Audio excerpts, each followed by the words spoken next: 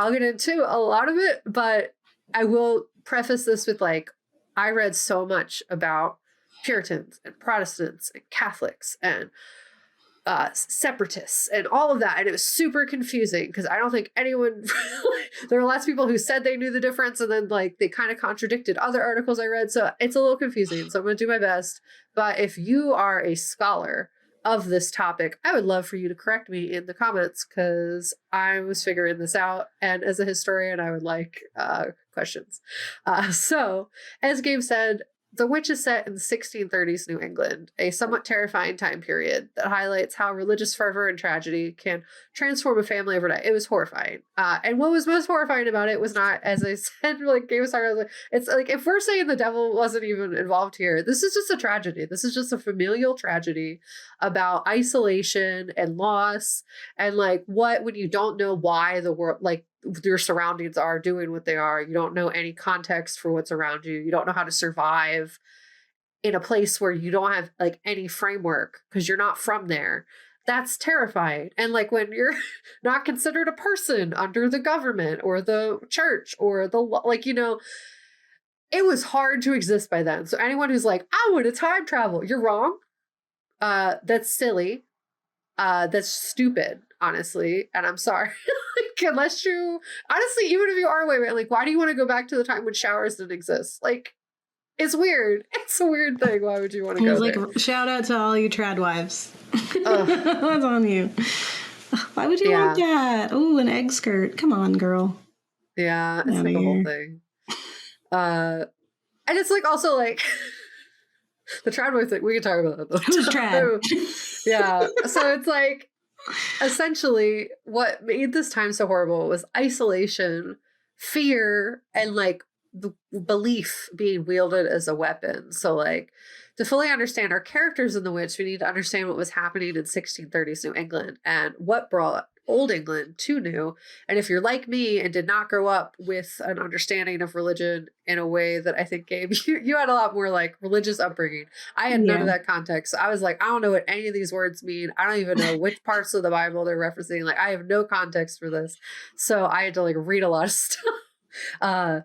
So if you're like me and you don't have that personal experience with religion growing up, and maybe didn't have a solid understanding of the differences between Christianity and its many spinoffs, this might be especially informative for you. So what was interesting about the context surrounding this film, which is largely like, you know, the Puritanismness is like in the background of like all the awful that's happening. Yeah, it's just the setting. But it's the way that the history of England bled into America, and it explains why we have a lot of like the rhetoric and that we see today surrounding religion, like a lot of the zealous religious fervor stems from the origins of what we were. Or at least the founding fathers. Yeah. So why there is so much dehumanization of what is deemed other within more conservative spaces specifically. So this all stems back to the 1500s in the Reformation, the Protestant Reformation, and the upbringing of a new king. So before we unpack Puritanism, let's dive into some history. Our characters in The Witch are new colonists from England. We hear in Thomasin's words that she is old enough to remember her life in England, and so we quickly get the picture that they are new to this land. But why did they come to this land that largely did not accommodate them, was unfamiliar and not home? The Witch family is in America in response to the Protestant Reformation in England, and the Reformation began as a critique of the corruption of the Catholic Church, which like I wrote my entire senior thesis on, but that's not what we're going to talk about. But essentially, people were mad at the Catholic Church because they were greedy. They wanted money. You had to pay for your sins. It was getting largely corrupt. The popes weren't doing godly things. Had children and money, and it was corruption, and they were paying off like to get the cardinal positions. Yeah. It was a corrupt time, not about God at all, and all about wealth and power and like instilling capitalism across the world. Like mercantile culture had boomed, and corruption grew exponentially from that point on. And that's what we see kind of bleed into England, because Catholicism was largely spread across Europe. So we saw the Protestant Reformation as like a callback to like we should not be greedy. We should be following the rules of the Bible. We should be more like Jesus. And the Reformation began as a critique of that corruption. And essentially after theorized, Martin Luther nailed his thesis to the church door in 1570. Like that's when it kind of like started. And it took time to build. So right before Protestantism began to take hold in England, a new king began his rule. In 1509, King Henry VIII began his rule at 17 years old. He was just a little kid. He was in charge of a whole country. And wow, he did a weird time with his rule. The king is well known in history because he is the person who separated England from the Catholic Church in 1534. And not because he was like, I love Protestantism. I'm going to be the best Protestant king that ever was. He was like, I want to sleep with Anne Boleyn. Yeah, I don't want my wife anymore. And ew. She's old and crusty. Yeah, she's old and she didn't give me a son, so I hate her because women aren't people. The Pope told me that. So and she's secondhand goods because she's from my brother. And like they do say like he loved her or whatever. Like yeah, they did love each other once. Yeah, but he essentially gets very obsessed with continuing his line, and under mercantile culture and capitalism and Catholicism under the Pope, fun fact, women weren't people. So essentially, when you got married, your name was erased from your family tree and you were added to a new family tree and so forth and so on. And if you died, your kids were sent off into the streets and your husband would remarry a new wife and then your name would be erased and then their family line would be restarted, and as if those ones never existed. So it's a whole thing. Women weren't people. That's important context in this time. And he wasn't like, I love women and I want that. He just wanted to have more wives. He wanted a male heir because a woman heir was not considered an heir, and the Tudors were a family line within the English succession of kings, and essentially he was like, we can't have the Tudor line end with me. I must have a male heir. So he went on a whole tirade about that, and it separated from the Catholic Church, but not because he was like, I want to be good, is because he's a selfish jerk. You've likely heard a bit about him because of his divorce, and that he had 6 wives in total, 2 of which he had beheaded. So like stand up dude. Yes. Divorced, beheaded, died. Divorced, beheaded, survived. Yeah. 2 of them were named Catherine, maybe 3 of them. Yeah. Gabe knows an absurd amount about Henry VIII, actually. Yeah. So he was just like not a great dude, ultimately. Not like many kings were. And he was essentially obsessed with this. So he ended the relationship with the Catholic Church and allowed essentially the Protestant presence in England to grow and have power. So he embraced Protestantism as it granted him the separation he wanted from his wife. And during his rule, we also saw like him persecuting witchcraft. He created the first witchcraft laws that persecuted witches under the English Church and Crown. And on history.com article, it stated the newly created Church of England was similar to Catholicism in every way, except instead of the Pope carrying divine authority, it was the British Crown. Ew. So King Henry was like, I just want to be God. Pope can't be God. I want to be that. So yeah, I'm God chose me.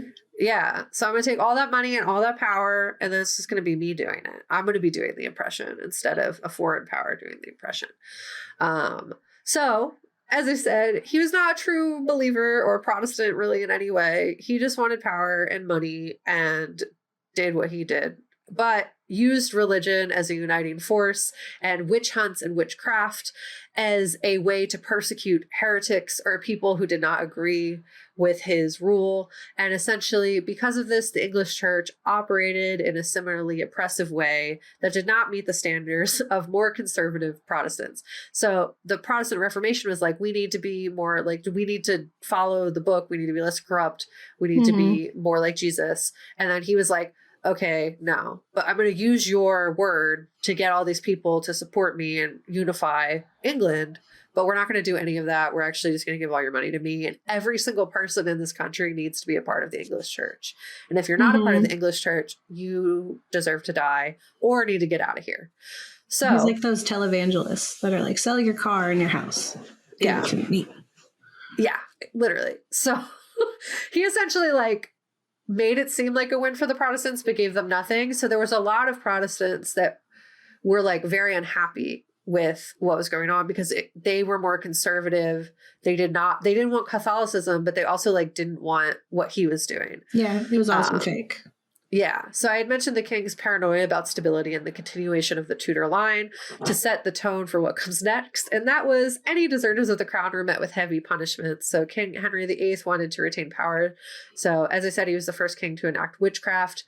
And he kind of set the laws against witchcraft. Sorry, you're so right. Laws against witchcraft. He wasn't like, yay, witchcraft. He was like, boo, witchcraft. Yeah, it's important. Yeah, it's an important distinction. But this set the tone for more brutal witch hunts that followed after King Henry VIII's daughter, Elizabeth I, ended her rule in 1603. There were other like rulers in the middle, but Elizabeth was like a big proponent of being more moderate and more more in line with the Protestant Reformation. So like she was more liked, but then the more conservative ones did not like her as well. And then when we got James the First, which was the switch from the Tudor reign to the Stuart reign. So James the First of Scotland. He was Catholic, wasn't he? No. His wife was Catholic. Okay. Yeah. But he took it up a notch. He was like, witchcraft? We're going to murder them. We're going to murder them. There's going to be witch hunters. We're going to... But before we get to that, there's an article I found titled England's Witchcraft or Witch Trials Were Lawful. They explained that Witchcraft Act of 1542 was England's first witchcraft law enacted during Henry VIII's reign. It established witchcraft as a crime that could be punished by death and also defined what constituted witchcraft. So using invocations of other specifically magical acts to hurt someone, get money, or behave badly towards Christianity. That's like the most important one because that's where he could just like anyone who was a dissenter of his rule, he could kill them because they were behaving badly towards Christianity.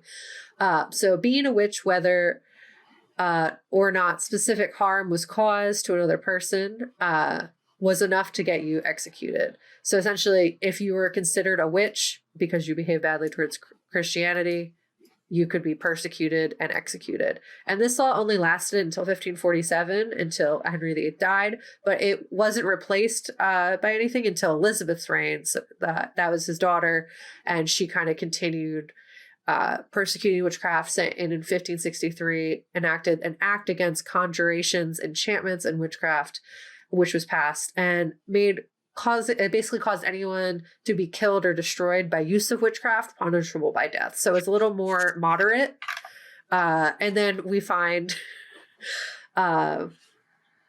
what's his face? James comes in and he like really just lit everything on fire. It was like, we're going to do witch trials. We're going to be more Puritan. Like we're the Puritan time, like the Puritans fled. And then they were like, actually, nah, it's cool. We're going to have like full on witch hunts and this like really intense witch fear as a way to maintain control over society, because anyone who doesn't follow the rules, like Henry had it kind of right, I'm going to take it to the next level, essentially. So yeah, although Queen Elizabeth I was considered more moderate and appealed to the majority of the population that fell in the middle of their beliefs, she continued the Church of England and its rule, which got her excommunicated by the Pope for heresy in 1570 CE. And under Elizabethan religious law, more conservative Protestant populations in England continued to feel they were not represented by the crown. And because of this, two groups formed and faced persecution. Well, one really faced persecution, and the other one was like, I'm mad at you, but I'm not going to leave, if that makes sense. So an important piece of context that I needed when approaching this film is, what is Puritanism, and why are there like 8 different versions of it, and why are they all really confusing and mixed up? So, and what makes Protestantism and the other Christianity focused religions different from Puritanism? So according to the Cambridge Companion to Puritan, I can't say the stupid name for a religion. Stupid word. Puritanism. The definition of Puritanism has been up for debate, apparently, as the use of the word began in England in 1564 as an insult, as a fun fact, directed at nonconformist clergy within the newly reformed Elizabethan Church, and described as zealous Protestants who refused to wear prescribed vestments, specifically the white surplice. and who gained a reputation as opposers of the hierarchy of the church service. So essentially they were like, this is like Catholicism. That's what we didn't like. What the heck, guy? So by the early 17th century, Patrick Collinson exclaims, Puritanism had become the brand name for a certain kind of Protestant religiosity, like this kind of like fervor, social conduct, and politics, like someone who was like really overzealous about what it was to be a good Christian. So the term was used as a dig against overzealous Protestants and could not accept the more moderate religious direction of Queen Elizabeth. And this created two groups, the Puritans and the Separatists. So this is where it gets confusing. I don't know if you're already confused. This is where it gets confusing. Both believed largely the same things, but one had the support of the crown and one did not. That's where it's easy, but they get mixed up a lot in like historical text where Puritans will be called pilgrims and vice versa. And it just gets really like convoluted. So the Puritans were essentially divided into these two groups and both fled to England to seek out America. So the Separatists and the Puritans. And the Separatists basically sought to establish their own communities in the New Worlds, but with different motivations. The Separatists were led by Reverend John Robinson, believed that the only way to live according to the biblical precepts was to leave the Church of England entirely, and they fled to the Netherlands, but eventually established the Plymouth colony in 1620. They were the ones who traveled on the Mayflower, and like that's where the Thanksgiving lie comes from and like all that. They were pilgrims. They were separatists. They were not Puritans. The Puritans, on the other hand, believed they could reform the Church of England from within. They shared many beliefs with the separatists, but they ultimately decided to journey to the New World in order to create an ideal English church. They settled in Massachusetts Bay Colony in 1630. So the Plymouth colony, the separatists got there first, and then the Puritans settled second in 1630. So the legacy of the down Pilgrims, the street from them. Yeah. And essentially they conflicted a lot because essentially they read the same text and believed a lot of the same things. But if you interpreted it differently than them, you were an enemy of them. And therefore, kind of like what we see happen to the family in The Witch. So the legacy of the Pilgrims and Puritans has often been blurred in the minds of later generations of Americas, and not always accidentally. The Puritans are kind of mean, so they wanted to be like the Separatists, who were a little less church and state, you know, because that's what a lot of America was formed around, was the separation of church and state. But Puritans wanted church and state to be one entity because they wanted the Church of England to continue to rule in America. So there's a lot of like blurring between the two. And the Separatists were not accepted by the Protestant church, whereas the Puritans were a more conservative arm of the church, essentially, operating with support of the crown. So my theory is that our family and the witch started as Puritans and then found themselves as Separatists without the support and safety of community, being ostracized from the support of the town. And I'll be real that the information surrounding the differences between these two is kind of confusing. So if I got any of that wrong, please let me know in the comments. I would love to know which is right. But ultimately, these two groups traveled to America.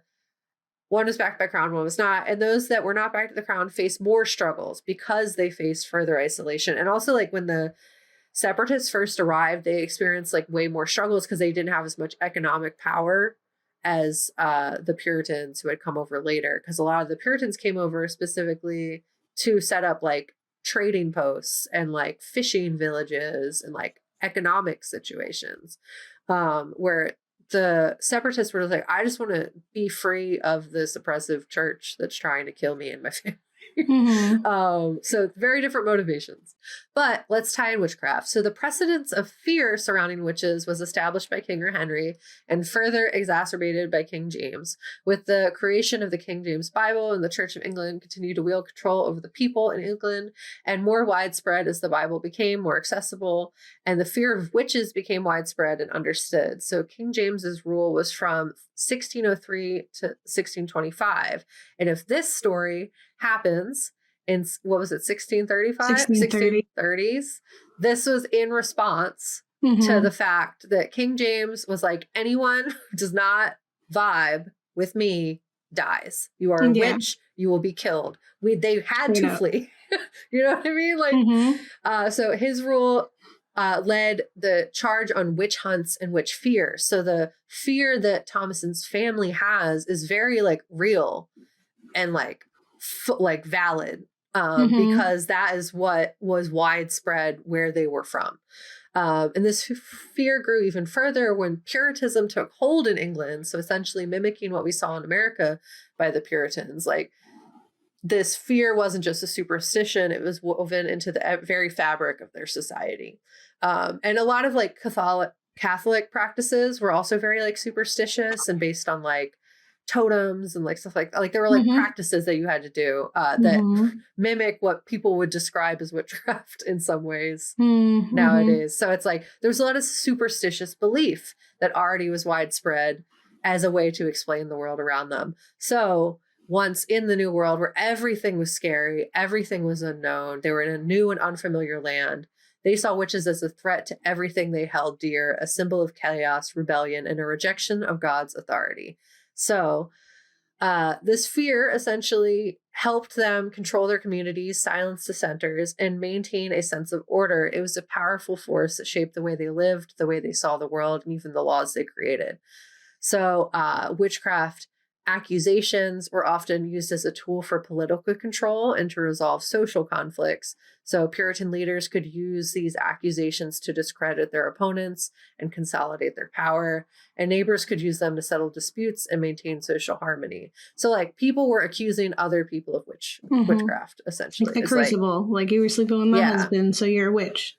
Yeah, literally. So the fear of witchcraft also reflected the Puritans' anxieties about the unknown. The new world was a strange and unfamiliar place, and the belief in the supernatural forces provided a way to explain the unexplainable. Like your baby going missing suddenly without any other reason. Like, it doesn't make sense that wolves took the baby because Thomasin was with the baby. Like, there's like things that are happening that are just like not able to be explained. So the only way that they can rationalize this when their only frame of reference about the world is religion is to believe that there are these supernatural forces, there are these witches, there are these things coming to harm them that they can't fathom or understand. It has to be the devil, has to be alive in this new land.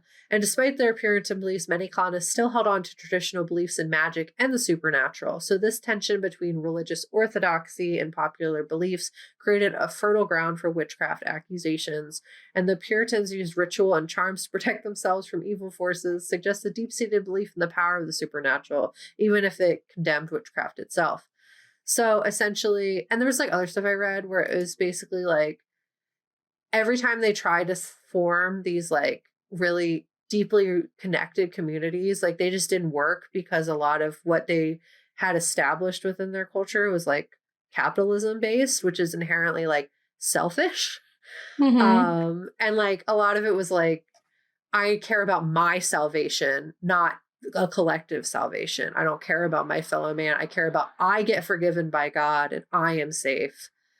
That is what matters. So it was like very much a personal experience with God instead of a collective experience with God that made like a lot of the stuff really selfish. And there was also like a belief within like Puritan culture that like they needed to purify the church. So anything that was outside of that shouldn't touch them. It was unholy. It was the devil. Like, as you said, like it was alive. The devil was alive and everywhere.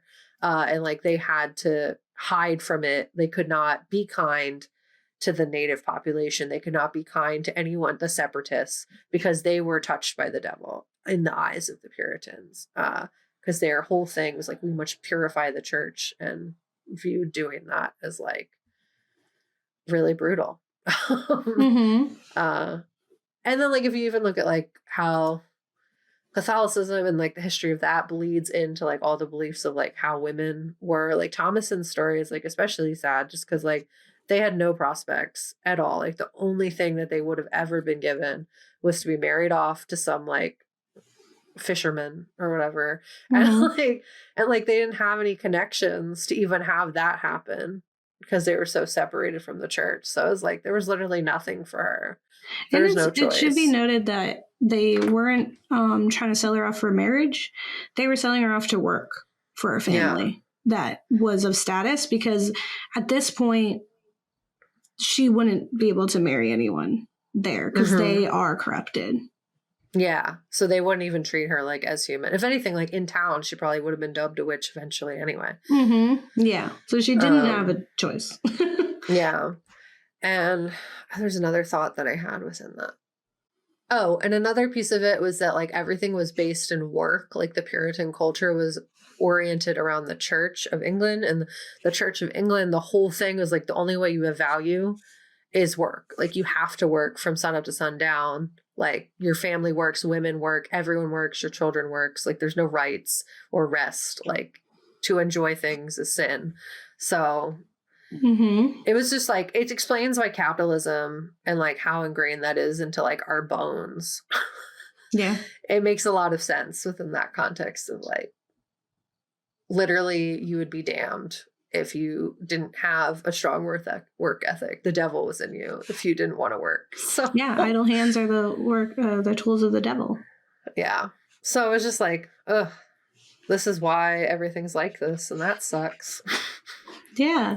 No, I think it's really important to discuss like what brought them there, right? Because it's easy to like see them struggling with the corn and, you know, and even to be mad that they're here in the first place because it's like you don't belong here clearly.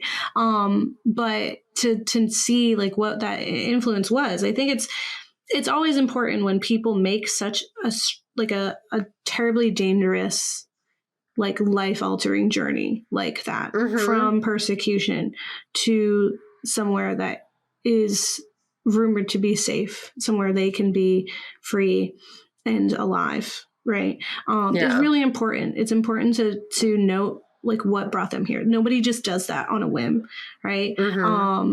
Like everyone who came here at the time had a specific reason, and that of course drove them to do the things that they did because it was fear, because they knew they weren't supposed to be here. They couldn't go back, and so then you get migrant crime. No, I'm kidding. It's not real. And I just think it was so like all of that religious like the religion was just tied to status and your place in society. And so it drove people to do ridiculous things because they needed to retain those. And like the exchange, like the currency of society, right, was these performed acts of goodliness and purity, piety, and all of those fun religion words. But I think it's like I think it's important to have that thought when you're coming in to a film like this and to just see it from a different lens. I just think it's important to acknowledge that it was a really sad time and real people died in horrific ways. Like they had that one torture where they would just lay someone down and they put like a wood board on top of them and just slowly start stacking rocks on them until they just couldn't breathe anymore. And it would last a long time because you'd slowly just suffocate. Like more my worst nightmare. But like a lot of people know about like, throwing them in the water, and if they drown then they're witch, that kind of King stuff. James would like be in on some of the torture sessions. Like he would witness them. Like it was wild because they would torture you before they burned you at the stake. Like because they needed you to confess to it. They need you to confess because then it verified like what they could do to you. And like any confession under torture is not applicable. That's not how that works. It doesn't make you tell the truth. It makes you tell them what they want to hear. So they'll stop. It's different. So I think like it was a really cruel time, and considering how cruel that time period is, this movie is super chill. Like the horrors are honestly in the background. It really is just that you're uncomfortable and you're sad and you feel bad for the people who are there. And instead of it being like really gratuitous and awful, it was just heart-wrenching the whole time. Like Caleb spiraling before he ultimately dies is really one of the saddest things to see because he really was trying. He was a good boy. Yeah. The last thoughts I have, I'm sorry, I have to keep going. I just learned so many things and now I need the world to know about them. But Puritans were manifest destiny and separatists were religiously persecuted. So it's different. So the reason why they manipulate the story is because they want you to think that the Puritans suffered religious persecution and had to come to America and then also enacted manifest destiny, when that's not what it was. The separatists were the ones who were religiously persecuted, and then the Puritans were manifest destiny and were just like, we're going to destroy this new planet for this new place for us. So I thought that was an interesting distinction, but that's why they mix them up on purpose, to like make them seem sympathetic when they weren't. They were just colonizers who were horrible. Yeah. And it's like, and then at the bottom of the totem are just regular people who were trying to be okay.